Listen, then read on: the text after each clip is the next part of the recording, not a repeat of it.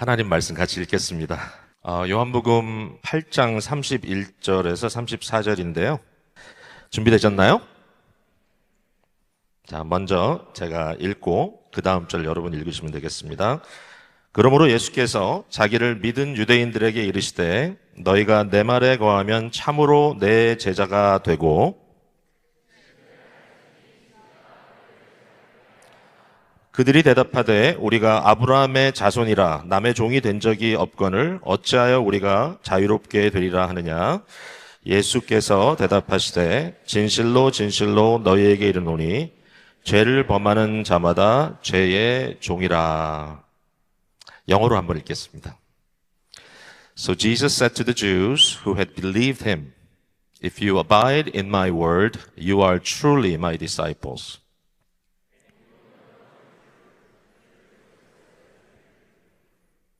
They answered him, We are offspring of Abraham and have never been enslaved to anyone. How is it that you say you will become free? Jesus answered them, Truly, truly, I say to you, everyone who practices sin is a slave to sin. 아멘. 여러분 옆에 분들과 한번 이렇게 말해보세요. 자유로 초대합니다. 이렇게 서로 한번 인사 나눠보세요.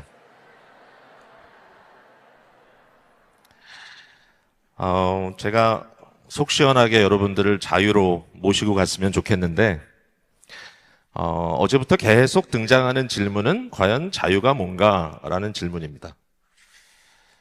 우리 각자의 머릿속에 있는 자유에 대한 그림들이 있을 것 같긴 해요. 근데 자유라고 하는 말 자체가 좀 추상적인 단어이기 때문에 이게 그냥 딱 튀어나와가지고 저한테 덤벼드는 것 같지는 않아요. 그래서 말씀을 준비하면서 이게 참 쉽진 않다라는 그런 생각을 하게 됐어요.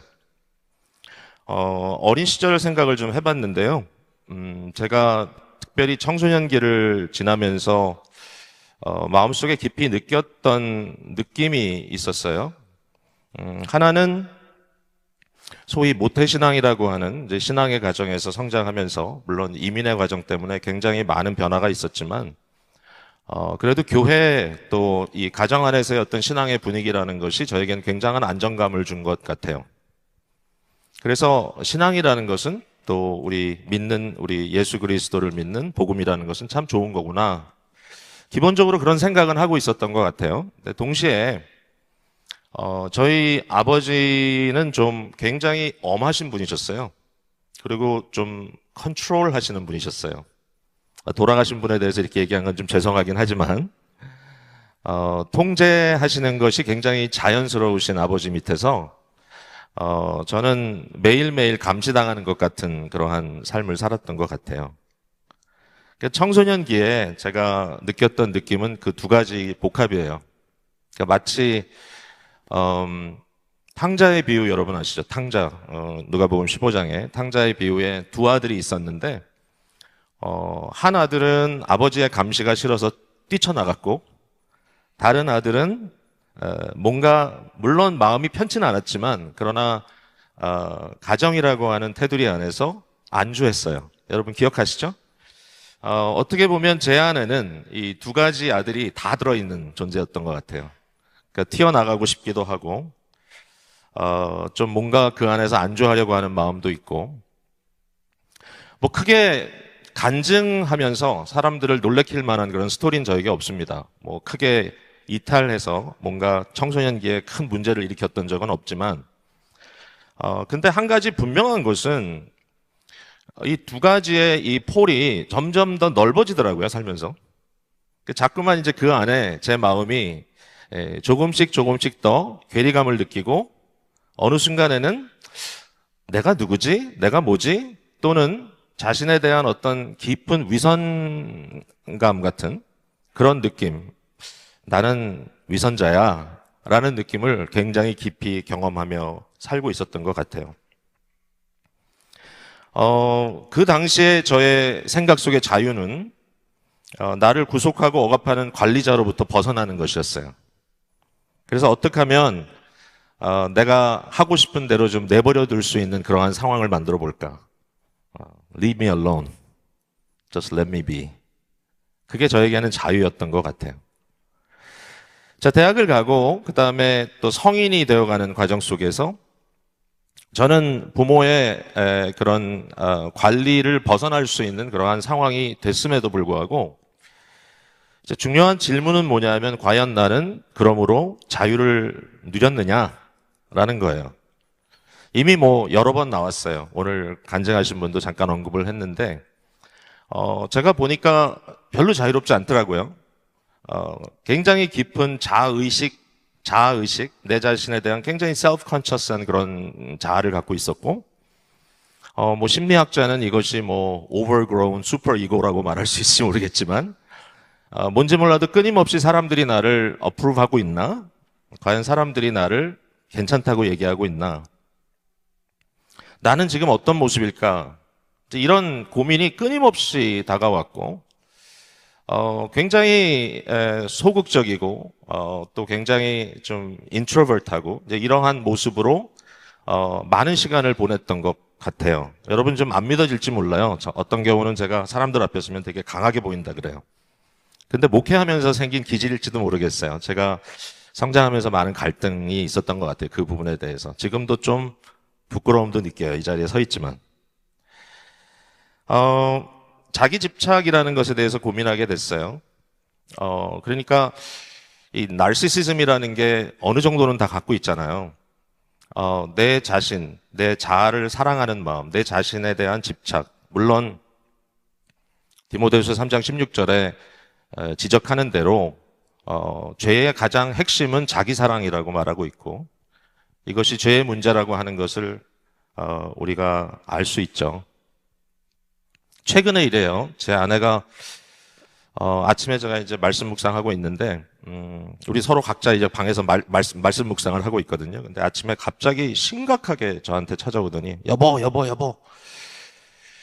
내가 나르시시즘이라는 것에 대해서 좀 생각을 해봤는데 체크리스트가 있어가지고 다 점검을 해봤거든. 근데 여보 어떻게 하면 좋아? 당신 나르시시스트인가 봐. 좀 당황스럽긴 했는데 좀 뜬금없는 말이다 생각도 했어요. 오늘 아침에는 또 제 생일이라고 You are the best husband anybody can ever ask for 그렇게 해서 보냈어요. 네. 사람들이 참 간사해요. 우리가 몸담고 있는 사회가 과연 어떤 모습으로 우리를 만들어가고 있느냐라는 질문도 해볼 수 있습니다. 최근에 알게 된 독일에서 활동하는 철학자인데요. 한병철 교수라고. 이분이 20세기는 규율사회라고 정의를 하고 21세기를 성과사회라고 이렇게 정의를 했어요. 이분이 이제 독일어로 쓴 책인데 이게 우리말로는 피로사회라고 번역이 됐고 또 영어로는 Burnout Society 이렇게 번역이 돼서 굉장히 큰 반향을 일으킨 아주 리스폰스를 많이 일으킨 그런 철학적인 책입니다. 아주 얇지만 내용이 그렇게 쉽진 않습니다. 근데 이 말씀 속에서 이 책 속에서 이분이 하는 얘기는 뭐냐면은 20세기까지는 사람들이 규율 속에서 이렇게 매여서 살았다는 거예요. 그러니까 남들이 하려는 대로 하는 거죠. 그러니까 그때는 시키는 대로 하는 거예요. 그러니까 이제 자유를 원한다 그러면 이제 그때는 뭔가 그러한 구조에서부터 벗어나는 것이겠죠. 마치 요즘도 early retirement를 원하는 것처럼 나는 이와 같이 남의 어떤 직장 생활 그 프레셔 속에서 좀 벗어나기를 원한다. 이제 이런 의미를 가질 수 있는데 재밌는 거는 이제 21세기로 접어들면서 이제는 사람들의 이 마인드가 좀 달라진 것 같다. 그러면서 그분이 하는 말이 과거에는 타인이 나를 착취하는 구조였다면 성과사회는 뭐냐면은 내가 내 자신을 착취하는 겁니다. 그러니까 내가 스스로 나를 남과 비교하고 내 스스로 내 자신을 자꾸 닥달하면서 자기를 드라이브하는 이러한 구도 속에 있다. 뭐 여러 가지 얘기를 할 수 있지만 결국 오늘날 현대를 살아가는 사람들이 모두 스스로의 어떤 성과에 대한 감옥 속에서 자기 자신을 가두고 살아가고 있다는 겁니다. 여러분은 어떤 상황에 있는지 모르겠어요. 나는 지금 자유로운가? 나는 어떤가? 뭐 이와 같은 부분도 분명히 저에게도 있는 것 같아요. 누가 뭐라고 안 해도 내 스스로 내 자신을 닥달하면서 정말 어떻게 해서든지 성과를 만들어야 되겠다라고 하는 그런 의지 속에 제가 기도 같이 하면서 제 나이를 언급하면서 좀 마음이 바뀐 것 같다라고 얘기했는데, 감사하게도 좀 그런 부분이 없진 않지만 얼마 전까지만 해도 막 피를 가는 것 같은 그러한 가파름을 느꼈지만 나이가 드니까 조금 이런 것 같긴 해요. 그럼에도 불구하고 여전히 과연 나는 잘하고 있나? 남이 뭐라고 하지 않아도 거기에 대해서 자기 스스로 평가하면서 굉장히 힘들게 하고 있는 그런 부분이 있는 것 같아요. 나는 과연 자유로운가? 아닌 것 같아요. 뭐 이런 것들에 대해서 또 우리가 나름 극복한다 할지라도 인생 자체가 가지고 있는 여러 가지 이슈들이 있죠. 살면 살수록 느끼는 어떤 마음속에 있는 갈증, 목마름과 배고픔, 또 반복적으로 동일한 일들을 해 나가는 가운데 느끼는 권태감이나 또는 일종의 허무함 같은 것. 많은 분들이 병들어요. 병들고 죽음의 문턱까지 가고 스트러글 하는 그런 여러 가지 문제들, 또 인간이기 때문에 우리 앞에 언제 어떠한 사고가 닥칠지 모른다고 하는 불안감, 언제 우리에게 폭풍이 닥칠까. 자, 이런 여러 가지를 고려해 볼 때 결국 우리에게 초조함이라든지 anxiety 또는 두려움, fear이라든지 또는 우울감이라든지 depression이라든지 이런 것들이 전혀 생소치 않을 것 같다는 생각을 합니다. 인간이기 때문에. 우리는 고민하고 생각하고 반추하는 존재이기 때문에. 현대인들이 수많은 이런 내적인 고민과 함께 살아가고 있다. 시간이 지날수록 이런 프레셔가 점점 더해지는 것 같다. 뭐 이런 평가들을 하고 있습니다. 제가 목사기 때문에 이런 것들에 대한 모든 답을 갖고 살고 있는 것은 아닙니다. 상담을 많이 하지만. 근데 실존적인 답이라는 것은 쉽지 않고, 어떤 의미에서는 목사이기 때문에 또 많은 사람들의 시선이 집중되어 있는 부분이 있기 때문에 어떤 면에서는 더 자유롭지 않은 삶을 살고 있는지도 모르겠어요. 근데 여기 이제 아이러니가 있는 거죠. 예수님께서 우리에게 자유로 가는 길을 선포하셨습니다. 자유로 가자 그러세요. 자, 오늘 제가 여러분과 함께 나누고 싶은 말씀은 이 자유라는 것이 그냥 가만히 얻어지는 것은 아닌가 보다라는 생각이에요. 좀 고민해야 되는구나. 오늘 메시지의 키워드는 물론 자유이고요. 그 다음에는 조금 여러분 기대랑 다를지 모르겠지만 제자도고요. 그 다음에 세 번째는 너무나 잘 아는 단어 믿음입니다. 자, 여러분 한번 생각해 보세요. 첫 번째는 자유로 가는 길이 있다라고 예수님은 말씀하십니다. 자유로 우리를 초대하시는데 자유로 가는 길이 있어. 너는 자유로 갈 수 있어. 참 자유로 갈 수 있다라고 말씀하시는데, 제가 여러 가지로 우리의 묶여있고 매여있는 갇혀있는 그런 영혼의 문제를 나눴지만 우리 주님께서는 저에게 자유로 가는 길이 있다라고 말씀해 주시면서 그 길을 제자의 길이라고 설명하시는 것 같아요. 어디에 그런 근거가 있어요? 자, 오늘 본문 말씀을 좀 보실 수 있다면, 자, 여러분 하드카피 성경은 없더라도 뭐 전화라도 키실 수 있으면 좋겠고 또 보여주실 수도 있을 것 같아요. 31절, 32절 말씀을 좀 보여주시면 이렇게 써 있습니다. 그러므로 예수께서 자기를 믿은 유대인들에게 이르시되 너희가 내 말에 거하면 참으로 내 제자가 되고 진리를 알지니 진리가 너희를 자유롭게 하리라.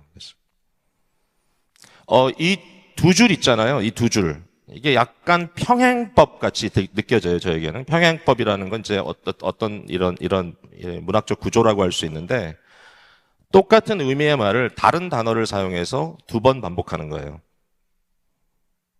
혹시 이게 보이시나요? 제가 너무 과한 점프인가요? 저는 이렇게 봤어요. 너희가 내 말에 거하면 이라는 말을 진리를 알지니 라는 말과 동일한 의미로 봤어요. 진리를 알아라. 진리를 알아야 한다. 그 진리는 뭘까요? 예수 그리스도의 말씀 안에 거하는 것.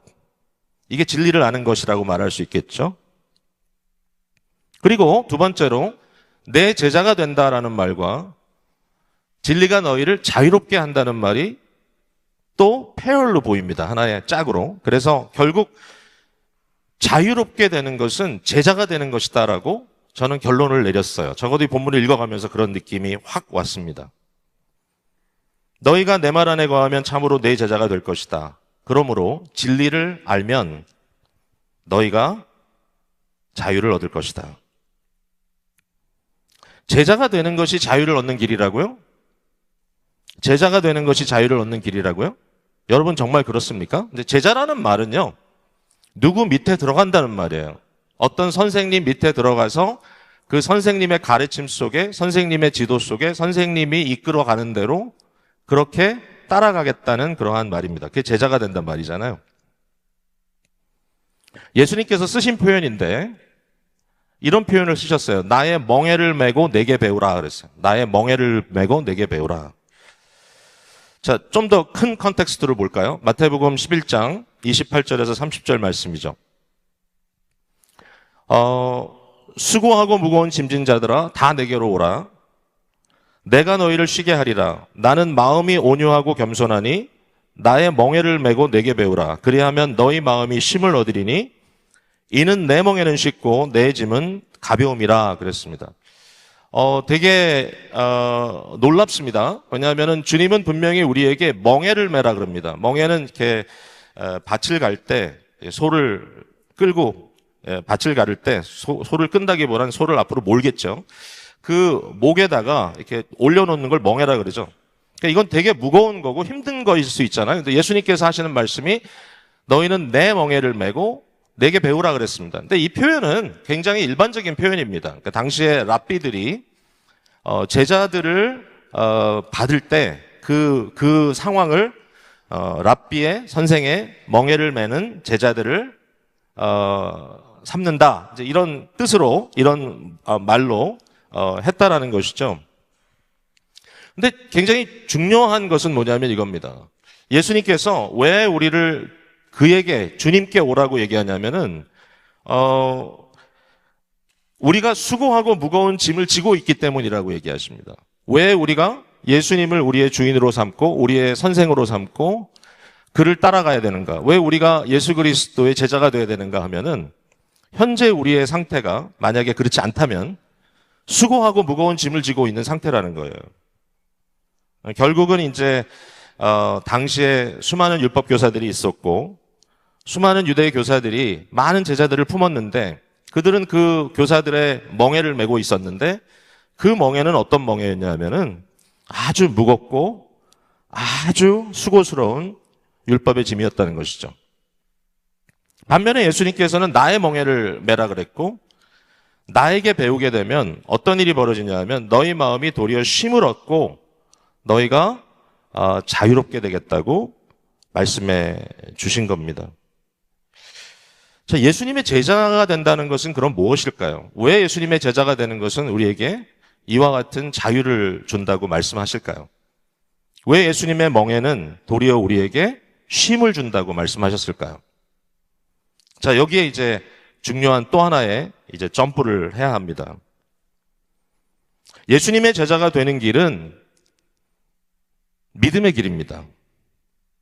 여기 믿음이라는 단어가 굉장히 중요해집니다.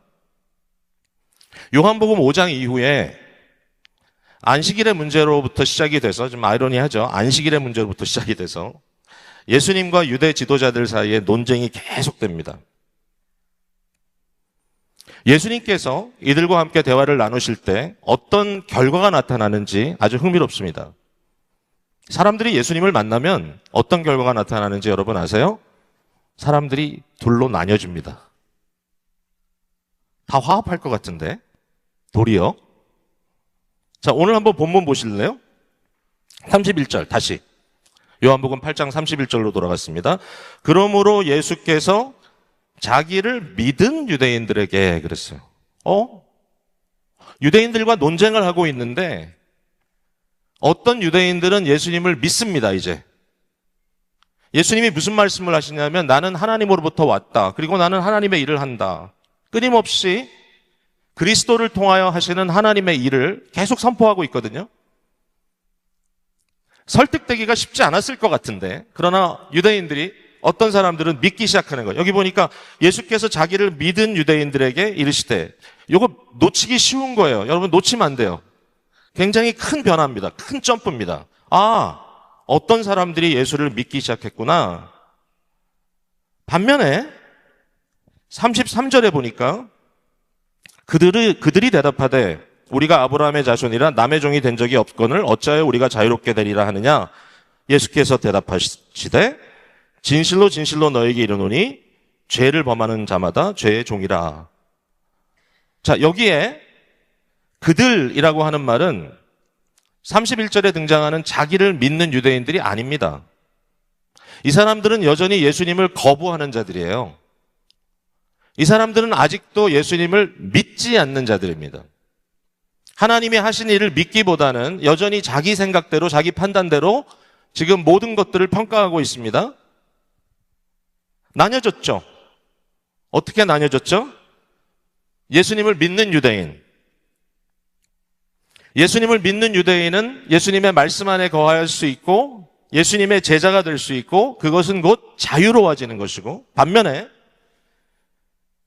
저들 스스로는 종이 아니라고 주장하고 있지만 그러나 예수님을 믿지 않는 자들은 예수님께서 한마디로 이렇게 얘기합니다. 죄의 종이다. 죄의 종이다. 그렇다면 자유는 곧 믿음을 통하여 얻어지는 것이고 불신이라는 것은 곧 종이 되는 것이다라고 결론 지을 수 있겠죠. 자, 여러분 따라오고 계십니까? 한 가지 얘기합시다. 요한복음이 강조하는 죄는 뭐냐? 여기 죄의 종이라고 말하고 있죠. 죄의 종. 이 죄가 뭘까요? 요한복음이 강조하는 죄는요, 어떤 잘못된 행위들을 말하고 있지 않아요. 우선적으로. 물론 잘못된 행위에 대해서 상관을 안 하는 건 아니지만 그러나 더 근본적인 문제가 있다는 거예요. 그러니까 요한복음이 말하는 죄의 정의는 불신입니다. 잊지 마세요. 요한복음에서 말하고 있는 죄의 정의는 불신이에요. 불신. 그러니까 예수님의 제자들은 무엇을 배우는 것일까? 불신을 버리고 한마디로 믿음을 배워나가는 것입니다.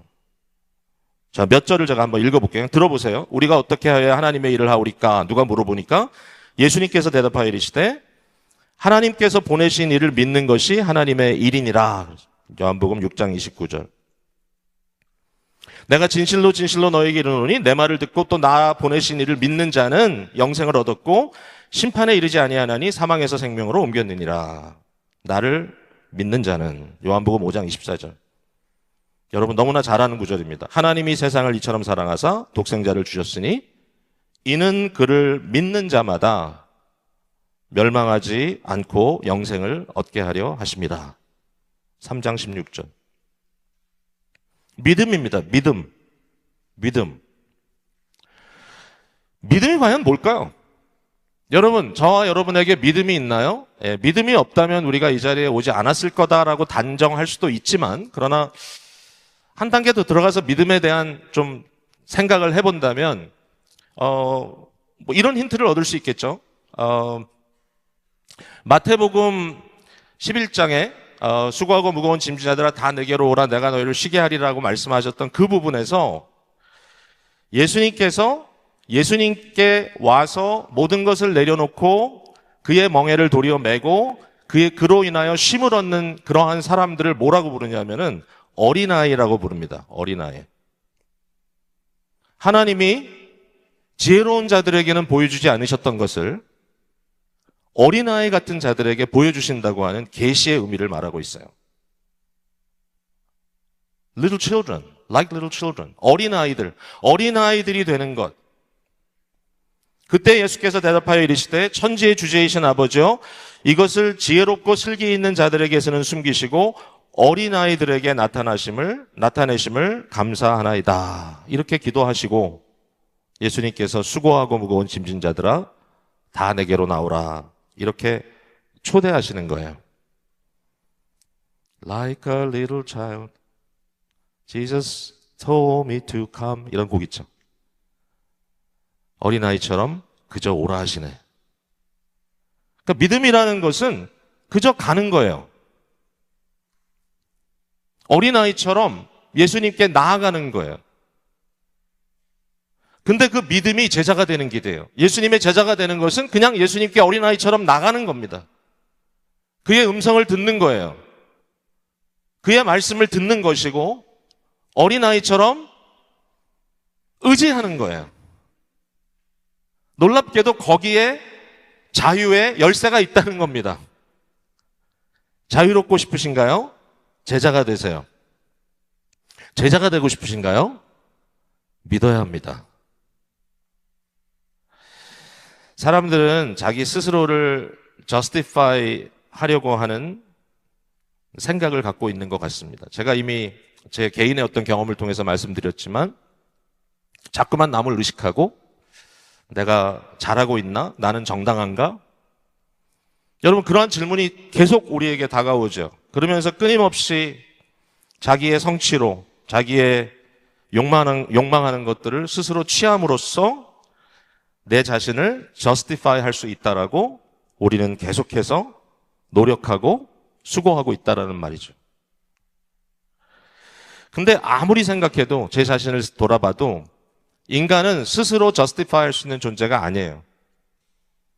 그것이 우리의 궁극적인 목적이라면 우리는 분명히 성과사회가 우리를 짓누르듯이 제대로 살아갈 수가 없을 겁니다. 진정한 자유, 그런 것은 없을 겁니다. 그런데 복음이라고 하는 것은 예수 그리스도 안에서 우리를 자녀로 택하여 주시고 우리를 그리스도 안에서 justify 시켜주십니다. 이 justification이라는 말은 굉장히 어려운 말인데 단어가 어렵잖아요. 근데 사실 그 의미를 따져보면 하나님이 우리를 정당하다라고 말씀하신다는 거예요. 여러분, 지금 하나님이 여러분을 어떻게 보고 계시는 것 같아요? 하나님이 여러분을 정당하다고 지금 말씀하시는 것 같으세요? 아니면 뭔가 이 순간에도 여러분은 스스로를 정당화시켜야 되는 입장에 있다고 생각하세요? 예수를 믿으면서도 우리는 이와 같은 정당함에 대해서 끊임없이 계속 고민하고 있는 것 같아요. 왜 그럴까? 우리는 왜 그럴까라고 질문할 수 있어요. 왜 도대체 우리는 끊임없이 자기 정당화를 하려고 하고 있을까?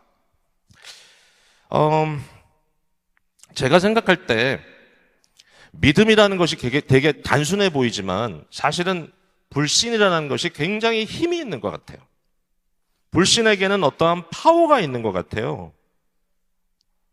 사실은 믿기가 어려운 것 같아요, 인간들에게. 불신이 쉽게 벗겨지질 않아요. 요한복음 8장에서 지금 이런저런 말씀을 제가 좀 살펴봤는데요. 43절에 보니까 이렇게 예수님이 말씀하세요. 유대인들에게, 믿지 않는 자들에게. 어찌하여 내 말을 깨닫지 못하느냐? 이는 내 말을 들을 줄 알지 못함이로다. 그랬어요. 내 말을 들을 줄 알지 못함이다. inability죠. inability. 그들이 믿지를 못해요. 예수님의 말씀을 들을 수가 없어요. 도리어 불신이 그들을 주장하고 있어요. 불신이 아무것도 아닌 것 같은데 어린아이처럼 주님을 영접하고 주님을 받아들이면 될 것 같은데 그게 안 돼요.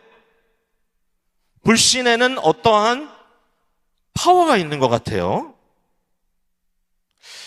자, 47절에도 그런 말씀이 있어요. 제가 한번 읽어볼게요. 하나님께 속한 자는 하나님의 말씀을 듣나니 너희가 듣지 아니함은 하나님께 속하지 아니하였음이로다. 그랬어요. 저들이 듣지 않아요. 저들이 들으면 좋은데 듣질 않아. 왜냐하면 하나님께 속하지는 않았어요. 저들은 지금 어떤 다른 힘에 의해서 주장당하고 있다는 겁니다. There is power at work in them. 어떤 power. 그게 불신의 힘이에요. 불신의 힘. 예수님께서 이 불신의 가면을 벗기고 그 불신의 가면 이면에 누가 있나 보여주십니다. 예수님이 아주 단도직입적으로 마귀를 언급합니다. 8장에 나오는 말씀이에요. 8장 44절. 너희는 너희 아비 마귀에서 났나니.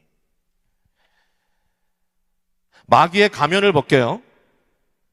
어떨 때는 마귀는 영광의 천사처럼 우리에게 나타나니까 마귀의 가면도 벗겨요. 마귀의 가면을 벗기니까 그 안에 뭐가 나옵니까? 그는 처음부터 살인한 자요. 진리가 그 속에 없으므로 진리에 서지 못하고 거짓을 말할 때 제 것으로 말하나니 이는 그가 거짓말장이요 거짓의 아비가 되었습니다.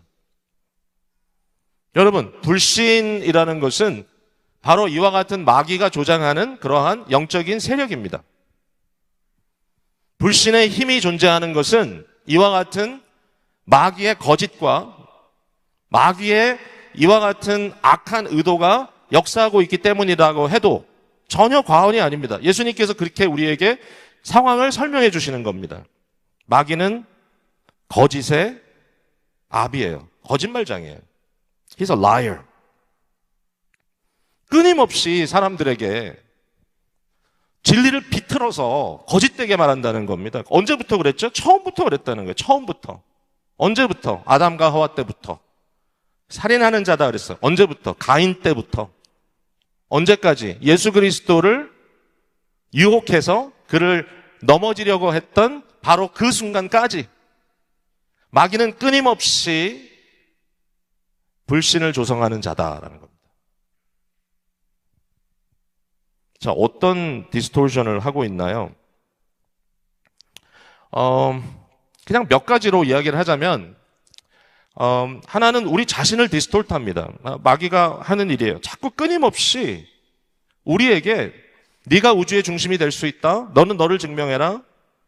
성과주의입니다. 끊임없이 유혹합니다. 네가 해봐. 네가 하면 사람들이 인정해 줄 거야. 네가 하나님의 아들이라고 저 높은 곳에서 뛰어내려봐. 만일 천사들이 너를 와서 받들어 준다면 사람들은 너를 인정할 거야. 끊임없이 스스로 자기를 증명하라고 이야기를 하는 겁니다. 그리고 심지어는 모든 것을 네가 다 지배하라고 이야기를 해주고 있어요. 근데 우리가 알잖아요. 인간은 그런 존재가 아니라는 거. 여러분 그렇지 않나요? 우리는 어느 한순간이라도 창조주요 섭리자이신 생명의 근원이신 하나님의 생명의 이 서플라이가 없으면, 생명의 공급이 없으면 한순간도 살 수 없는 존재입니다. 여러분 이 시간 여러분이 호흡하고 있죠? 여러분이 버젓이 이 자리에 와 있잖아요. 얼마나 감사한 일이에요. 그리고 우리가 찬양할 수 있고 들을 수 있고 볼 수 있고, 근데 이 모든 것이 다 자동이라고요? 어느 순간 하나님께서 걷어가시면 우리는 그냥 폭석 마치 텐트를 걷듯이 꺼져버립니다. 저는 저의 상태를 이렇게 생각할 때가 있어요. 여러분 태아의 아기, 어머니 뱃속에 태아가 있잖아요. 그럼 이제 그 엠브리오닉 플루이드, 이 양수 속에 아이는 엄마 뱃속에서 둥둥 떠다닙니다. 거기에 탯줄을 통해서 영양을 공급받잖아요. 어머니로부터 생명이 탯줄을 통해서 공급받습니다. 아이는 별 생각 없어요. 피터스는 별 생각이 없어요. 그 안에서는. 근데 만약의 경우에 이 탯줄에 어떤 문제가 생기면 그 아이는, 그 피터스는 죽습니다. 태아는 살 수가 없어요. 우리에게 이와 같은 어떤 탯줄이라고 할까요? 생명의 공급선이 보이진 않아요. 우리 눈에. 그러나 분명히 느낄 수 있어요. 마치 지구가 온 우주에 떠 있듯이 우리라고 하는 존재가, 저와 여러분이 이 세상 속에, 지금 이 현존 속에 우리는 마치 태아처럼 떠 있고, 우리가 어떻게 살아갈 수 있느냐? 사실 우리가 생각하고 있지도 않지만 우리는 끊임없이 하나님의 공급을 통해서 지금도 살아가고 있다는 것을 인정할 수밖에 없어요. 어떻게 우리가 우리 스스로를 저스티파이 할 수 있는 존재라고 말할 수 있을까요? 사탄은 우리의 갈망을 디스톨트합니다. 우리의 욕망, 그것을 도리어 숭배하라 그러고 우리의 예배가 거짓되게 만들고, 왜냐하면 대상이 틀렸으니까.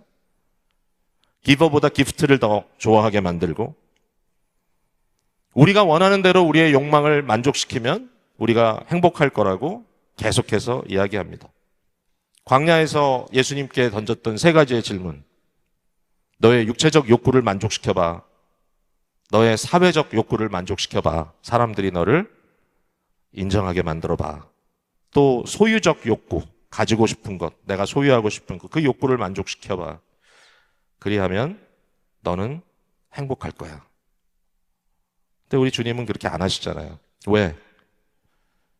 우리에게 있어서 여전히 중요한 것은 우리의 모든 desire, 우리의 욕망이 질서를 잡는 겁니다. 우리의 사랑이 질서 안에 머무는 것입니다. 육체의 욕망에 대해서 가장 적나라하게 갈등을 그려준 책은 저는 그 성 어거스틴의 참회록이라고 생각합니다. 여러분 혹시 그 컨페셔널을 읽어본 적이 없으면 한번 읽어보세요. 얼마나 반복적으로 자기가 이 육체적인 욕망에 대해서 고통당하고 있고 고민하고 있는지를 보여주고 있습니다. 그래서 그런지 어거스틴은 결국은 가장 중요한 것은 사랑의 올바른 코디네이션이다. 우리의 욕망, 우리의 갈망이 질서가 잡힐 때, 우리의 사랑이 질서 있게 존재할 때 우리는 진정한 인간의 삶을 살 수 있다라고 얘기합니다. 가장 심각한 사탄의 디스토션은 하나님에 대한 디스토션입니다. 하나님을 자꾸만 뒤틉니다. 우리의 마음에 있는 하나님에 대한 인식을. 하나님은 너의 행복, 너의 성취를 불안하게 보셔. 하나님은 네가 행복한 것을 원하지 않아. 끊임없이 우리는 하나님을 생각할 때 우리를 향하여 계속 뭔가를 요구하는 그런 존재로, 그런 어떤 강압적인 그러한 신으로 생각합니다.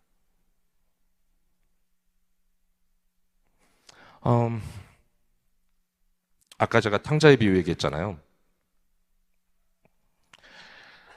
두 아들의 문제가 있습니다. 하나들의 마음속에는 아버지와 함께 있으면 인생이 재미가 없고 항상 눈치 보고 살아야 할 것 같아서 집을 떠나갑니다. 이게 문제죠. 결국 정신을 차리고 돌아왔을 때 이 아들은 깨닫게 되죠. 아니구나. 아버지 집에는 풍성함이 있구나. 아버지에게는 사랑이 있구나. 알게 됐죠. 아버지가 아직 거리가 멀지만 뛰어나와서 자기를 맞아주는 그 모습을 통해서. 근데 다른 아들이 또 문제예요. 아버지와 함께 있는 것이 안전하긴 한데 자기는 그냥 종살이하고 있는 게 아닌가. 제가 사실 어제 아침에 어떤 청년을 이곳에 와서 만나게 됐는데 짧은 시간이지만 자기의 고민을 너무 잘 말씀해 주셔가지고 고마웠어요. 오랜 시간 동안 한 교회를 섬겼고 그 교회 안에서 자기는 열심히 봉사했는데 어느 순간 더 이상 할 수 없다라고 하는 그러한 한계를 느끼고 교회를 떠났고, 그리고 나서는 어떤 교회도 가기가 어렵다 이런 얘기를 하더라고요. 여러분 혹시 여러분 중에 그런 분들이 또 계시는지 모르겠어요. 근데 충분히 제가 이해할 수 있어요, 그 마음을. 왜냐하면은 저도 섬기는 자이기 때문에. 자꾸만 우리에게 하나님은 섬김을 강요하고 그 섬김을 통해서 뭔가 하나님이 나를 통하여 무언가를 누린다고 하는 그런 생각을 합니다. 내가 더 열심히 봉사해야지. 내가 더 열심히 섬겨야지. 근데 아버지의 마음이 그럴까요? 섬기지 말라는 얘기 아닙니다. 하나님은 저에게도 섬기라고 하실 겁니다. 섬긴 자체를 문제를 삼지는 않을 겁니다. 그러나 제가 만약에 내가 섬김으로써 하나님께 어떤 덕을, 어떤 유익을 끼치고 하나님께 무엇을 해드릴 수 있다라고 생각한다면 그건 큰 오해라고 아마 생각할 수밖에 없습니다. 하나님이 저를 뭐 거지 앵벌이 시키듯이 뭐 일 시키나요? 하나님이 그런 하나님인가요? 제가 아버지가 돼봐서 아는데요. 제가 아들이 셋인데 그 아들들이 뭐 지금은 다 나가 살지만 집에 있을 때 그 아이들에게 제가 요구하는 것이 뭔가요? 뭐 집 청소하고 가드닝하고 뭐 정리하고 나를 위해서 운전도 해주고 이것저것 해주면 좋겠어 라고 말하는 것이 저의 전부일까요? 왜 그런 일을 시킬까? 또는 뭐 시킨다고 표현할 필요도 없겠지만 어쨌든 왜 그런 일을 하는 것에 대해서 의미를 둘까? 결과는 뭐죠? 일을 하는 게 중요한 게 아니죠. 하나님이, 아버지가 아들에 대해서 원하는 것은 인격적인 사람이 되는 거예요. 인격자가 되는 거예요. 올바른 성품을 갖게 되는 것이고 그가 행복한 삶을 사는 거예요. 그게 아버지의 마음이에요. 오늘 하나님께서 우리를 향하여 갖고 계신 마음은 그 마음이에요. 아닐까요? 여러분이 아름다운 사람들로 빚어지고 만들어지고 변화되어서 더욱더 하나님과 깊은 교통 속에 그를 즐거워하며 살아가는 삶을 하나님께서 원하시는 게 아닐까요? 하나님은 어떤 분인가 오늘 이 시간에 한번 생각해 보시고, 하나님을 믿는다는 것, 하나님을 온전히 의존한다는 것이 과연 무엇인지 한번 깊이 고민해 보시기를 바랍니다. 믿음이 제자가 배우는 것이고 제자가 되는 것은 곧 자유를 누리는 것입니다. 어떻게 불신해서 믿음으로 갈 수 있을까? 요한복음의 언어대로 이야기한다면 우리는 새롭게 태어나야 합니다. 그리고 믿음을 통하여 우리는 매 순간 주님께서 우리에게 보여주시는 그 길을 따라 나아가야 합니다. 살아가다 보니까 자유의 반대말이 뭔가라고 생각을 해보니까 자유의 반대말이 속박이 아니고 갇혀있는 것이라기보단 자유의 반대말은 길을 잃는 것 같아요. 갈 길을 잃어버리는 것. being lost. 진리에 의해서 이끌림을 받지 아니하고 길을 잃어버리는 것. 여러분, 오늘 예수님께서 나는 길이요 진리요 생명이라고 말씀하실 때 그 주님을 통하여 여러분이 가셔야 될 길을 가고 계신가요? 시간을 꽉 채웠는데 제가 빨리 한 가지만 여러분께 말씀드리고 맺겠습니다. 저는 어린 시절에 캐나다 밴쿠버에 성장했습니다. 여기 밴쿠버에서 오신 분들 계시더라고요. 너무 아름다운 곳이잖아요. 지금도 그곳을 가면 자연의 환경의 아름다움에 매료됩니다. 여전히 그래요. 갈 때마다 너무 좋아요. 제가 특별히 좋아하는 곳은 이 드라이브를 가는 것인데 Sea to Sky라고 하는 그런 이름을 갖고 있는 드라이브인데 해안을 따라서 바닷가에서부터 저 위에 산으로 올라가는 것입니다. 가다 보면 휘슬러도 나오고 계속 올라갈 수도 있습니다. 근데 그렇게 올라가는 길에 이제 제가 가끔 들리는 곳이 이제 스쿼밋이라고 하는 좀 아름다운 타운인데 거기로 올라가다 보면 한 공원이 나옵니다.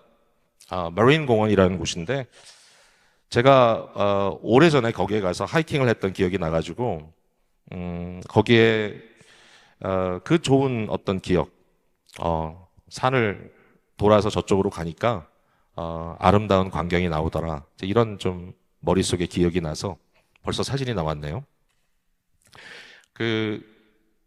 한 몇 년 전인데 그렇게 오래되지 않았어요. 제가 혼자서 운전을 하다가 그 팍을 보고 갑작스럽게 제 마음속에 충동이 생겨가지고 준비도 하나도 안 했는데 거기에 가서 차를 대우고 그 다음에 숲속으로 들어가기 시작했어요.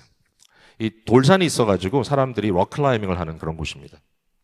제 마음속에 있는 그 기억은 계속해서 이렇게 길을 따라 가다 보면 저 산의 반대쪽에 가게 되고 그 반대쪽에 가게 되면 아름다운 바다 풍경을 볼 수 있을 것이다. 그래가지고 그날 제가 사실은 준비를 너무 안 하고 그냥 평복에다가 운동화를 신고 물병 하나 없이 갔습니다. 한 시간 정도 들어간 것 같아요. 쭉 가다 보니까 숲을 지나서 갔는데 오름직한 그런 바위가 하나 보여요. 그래서 그 바위 위로 올라가면 보이지 않을까?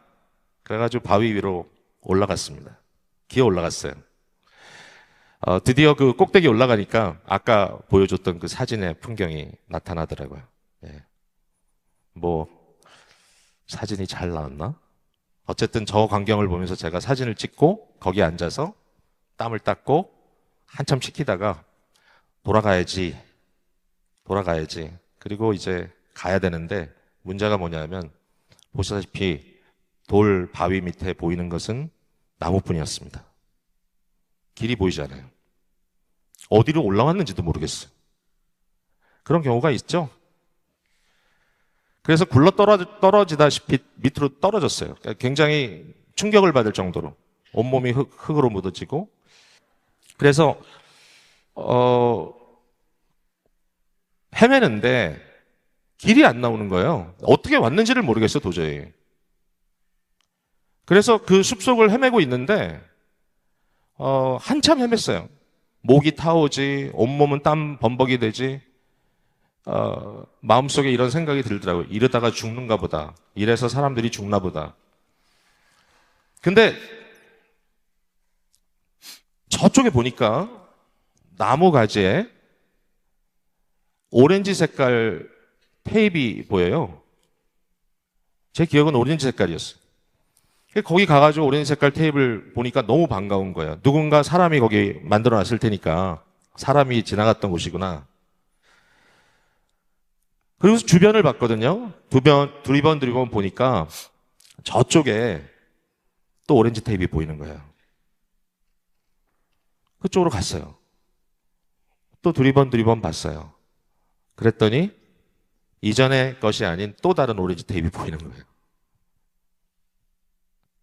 계속 따라갔어요. 그리고 길을 찾았어요. 제가 그때 너무 감격한 거 있죠. 고맙다. 누가 이렇게 해놨구나. 여러분, 믿음의 생활이라는 것은 그런 게 아닌가 생각해요. 왜 우리에게 자유가 없는가? 자유가 없는 이유는 큰 그림을 볼 수 없기 때문이에요. 내 모든 순간이 파편처럼 다가오기 때문에 큰 그림을 보지 못하고 모든 순간이 우리에게는 파편화돼서 오기 때문에 결국은 아무것도 의미를 가져다 주지 못하고 있어요. 그러나 어느 순간에 당장 모든 것이 보이지는 않지만 우리 주님께서 인도하시는 그것이 하나씩 둘씩 나타나기 시작하면 우리는 하나님의 스토리를 발견하기 시작합니다. 믿음은 그런 것 같아요. 하나님을 믿고 그로 인하여 큰 의미를 발견하는 것입니다. 그 안에서 우리는 놀라운 자유를 누리게 될 것입니다. 기도하겠습니다. 사랑의 주님, 오늘 말씀 속에 우리에게 주신 이 내용을 저희들이 마음에 간직하겠습니다. 그리고 주님의 제자가 되어 믿음을 배우겠습니다. 그리고 믿음을 통하여 의미를 장착하겠습니다. 그리고 나에게 주신 자유를 누리며 살아가겠습니다. 이 깊은 복음의 비밀을 마음에 품고 살아가는 저희들 되게 하여 주시옵소서. 예수님 이름으로 기도합니다. 아멘.